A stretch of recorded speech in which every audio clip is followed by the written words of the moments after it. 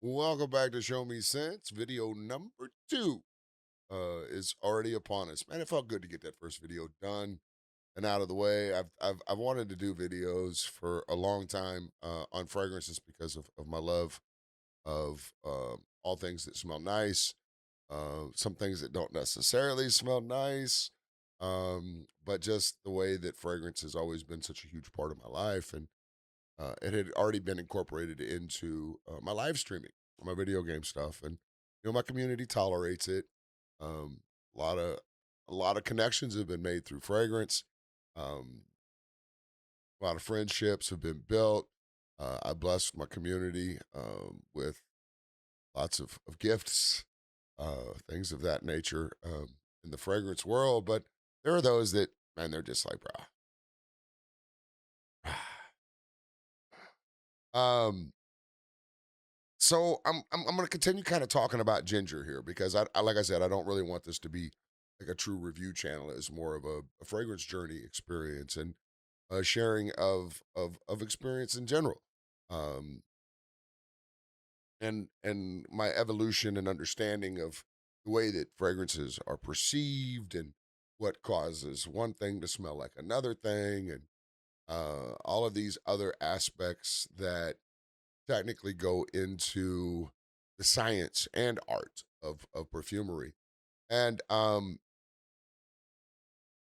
so this next fragrance that I'm going to talk about today makes a lot of sense because it piggybacks. Oops, there we go. It piggybacks off of the first fragrance, Ginger Mist by Michael Malul. This is another Michael Malul out of the Esquire line, Modern Poet.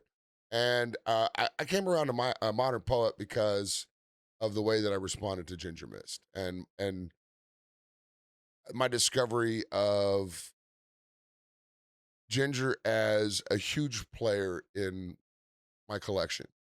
Um, I didn't wasn't quite at that space where I dove deeply back into my fragrance collection based upon all of the fragrances that came up on my search of ginger notes, right? And that R&D aspect, it's such a big part of the hobby. And that's what we do. We hear about a fragrance and we hear it's like this fragrance that we know we like. And so we start to dig around specifically to find out as much information as we can about this specific fragrance because so and so that, you know, uh, nine out of 10 times they've mentioned something might be um, something that they enjoy. It's panned out that I enjoyed it. And so we put a lot of weight and expectation into our discovery portion. And so I was searching specifically for ginger and Michael Malal at the same time, but something that I do quite frequently when I get a fragrance that I really enjoy is I'll watch videos again that I watched previously. And in the case of Ginger Mist, I hadn't watched any videos whatsoever on the fragrance. I was just there to experience some of the others. I had found West Loop, the South Slope, and the Oxford Rose in Marshalls. I didn't luck out like some people and get them red tagged for like $20, but we got them at that 29.99 price. And if you guys know, these Michael Malals retail expensive. I won't say the name of my kiosk that I get them at, but I get them for less than half.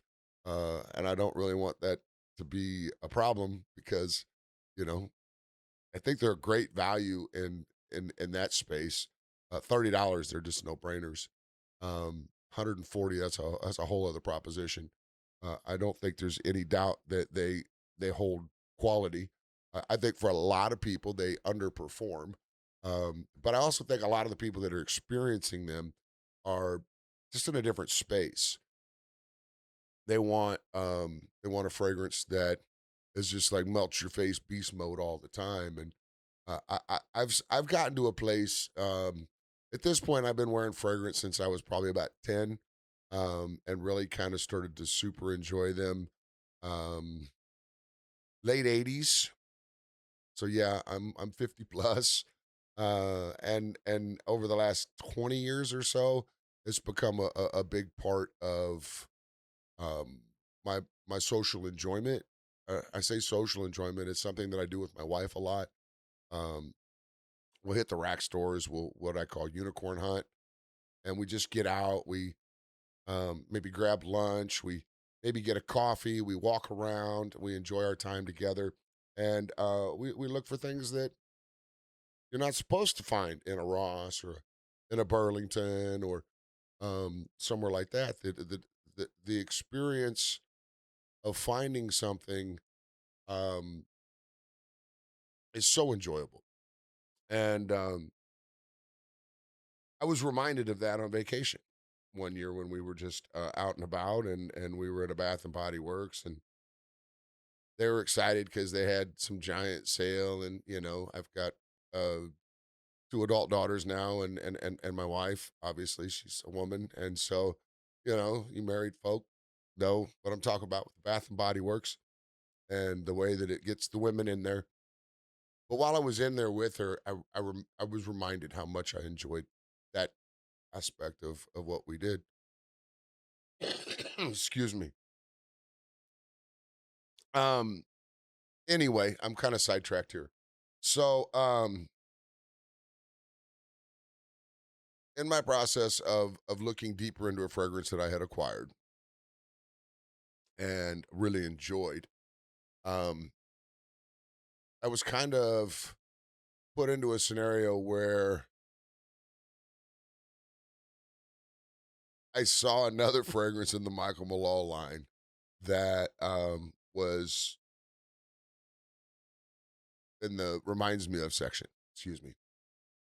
And as I said, it's the modern poet, and it doesn't technically have ginger in it, but when I smelled it, um, it definitely came off that way to me, and I immediately kind of reacted the same way I did with ginger mist. The sprayers on these things are nuts. I hate to waste the sprays, um, but I'll give myself a refresh. I, I'd still get like that ginger, sparkly energy, movement, um, effervescence that ginger mist gives me, but it's in a totally different kind of way. There's no redundancy there, but they can smell similar. So I did some research and some homework on what could be causing the ginger, and I thought, well, you can't spell ginger without gin, so surely they derive gin from ginger, right? I don't think they do. I didn't specifically look that up, but it's just kind of the way my head works. I was like, oh, that makes sense. But the reality is, it's more from the citron, um, and the way that citron and gin works. Some of the aromatic natures that come into play, the herbaceousness that comes into play from gin, which oftentimes can play the role of like juniper and some of these other things that make the brain make the association, which kind of brings me about the whole kind of point of this entire second video was what I call the fragrance file, which is the associations that we make when it comes to things of smell and of taste. And we begin to build this file. And I really started to understand it because of the experience from Ginger Mist. So I think this is a very pertinent and valuable second space to go to. Uh, Ginger Mist made me understand why I like so many of the fragrances that I already had. I kind of touched on that in the last video, and we could put it up here for you guys to click to if you need to. Um, but I began to understand and identify specifically what it was. And once I had made that identification and my brain was like, "Oh, this is what it is," then it now no longer is looking to associate it with something similar. It now has a defining thing to associate it with.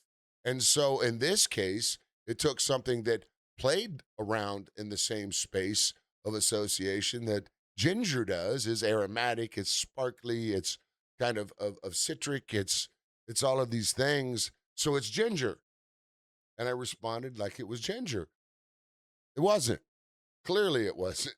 But it still plays in that space. And it kind of has helped me mature um, the way I perceive not just this note, but other notes, which we'll talk about in future videos. Um, but I was enjoying it as that. And then I realized, well, ginger's not even in it. And then in the process of trying to understand, well, if the ginger's not in it, what's creating that vibe? And while searching, I saw this perfume reminds me of Terre de Hermes. I think it's the Eau Givre. I think that's how you say it.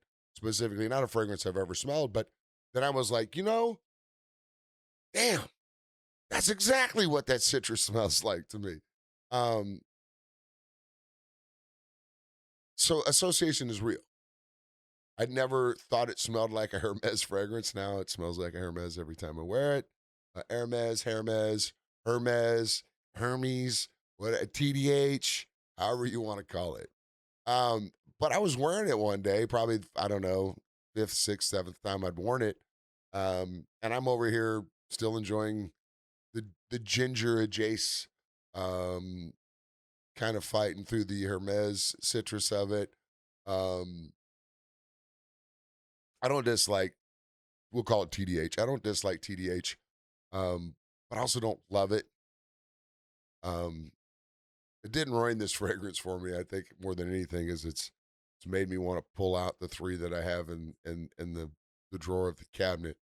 I haven't done that yet because I don't really want to lock in that total association, but I still get this great freshness about it. It's just great, this citrus.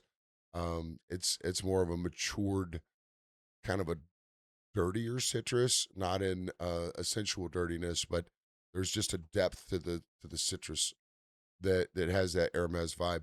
But my wife, she was like, "What are you wearing? It smells really good." She's like, "It's super creamy," and I was tripping. Creamy? Nothing creamy about this. This is citrus. This is energy. This is sparkle. There's nothing creamy here. And my brain said, "Association." Yeah, it's creamy. My brain started to be affected by that recognition. And then, of course, doing some research, I knew there was a matcha tea style vibe in it. Um, and there's a sandalwood, which gives it creaminess. Again, excuse me. I'm used to being live. Um, these videos, I feel weird about taking a drink or something. Um, but you build fragrance files. So when you expose yourself to something new, your brain first tries to associate it to something else. And then when you get recognition to something else, it causes a shift. And I was talking a little bit about expectation from the videos. Somebody will say, well, something smells like YSLY. And you may like YSLY. So, here's an alternative or something that's adjacent to YSLY. And you'll go in expecting it to smell like Y. Um, and so your brain is already trying to say it does or it doesn't. And you kind of rob yourself of the experience of what the fragrance is. Um, and it's that same fragrance file approach or mentality. So, um, anyway, I think I've kind of rambled a lot. I didn't intentionally go to Modern Poet. I do have another fragrance that I thought my second video would be about, but I thought this made a little more sense because of the way that the ginger hit, and then and the amount of understanding and actually research and understanding of how um I love also Nickly. Double for my brother. what the heck? Thank you so much. Okay, well that was Deepak on a well I guess anyway, that's a surprise. I had a window up top. We must have yeah, I must have been watching a stream in the background and somebody rated interesting. Deepak India prison stream coming up on Kick. Not a part of it. but I'll definitely be watching some of it. Anyway, back to where I was at. That was weird. I'm not even going to end it. I'm not editing these things. I already had started a recording and stopped it because, well, I felt a cough coming on, and it really interrupted everything. Um, yeah, train of thought completely lost. But yeah. Anyway, it was a fragrance that it was like I put it to like the idea of on the tip of your tongue, where you there's a word that you're specifically looking for. It's right there on the tip of your tongue, but you can't get it. And the other fragrance I thought I would do my second video on was a fragrance that I had in the collection for a long time that there was something about it that wouldn't let me like gift it or give it away. And every time I started to think of doing that, I stopped myself. Because there was just something about it. And it wasn't until I identified ginger, and then kind of went back through the collection of things that I have to find out that it was ginger. And we'll probably do our next video on that one. But again, if you have access to get your nose on Michael Malul's Ginger Plus Mist, absolutely. Ingenious Ginger, Goldfield and Banks. Our Dillard's has it here in Kansas City, so I was able to experience that there. The Michael Malul Modern Poet. Um, they all have that kind of ginger vibe. Um, Ginger is used in a lot of fragrance for the contrast. Um, Ginger as a main note or ginger adjacent in this case is super interesting and intriguing. So thank you all for hanging out through another video. If you hung out through the video, really enjoy talking about fragrances.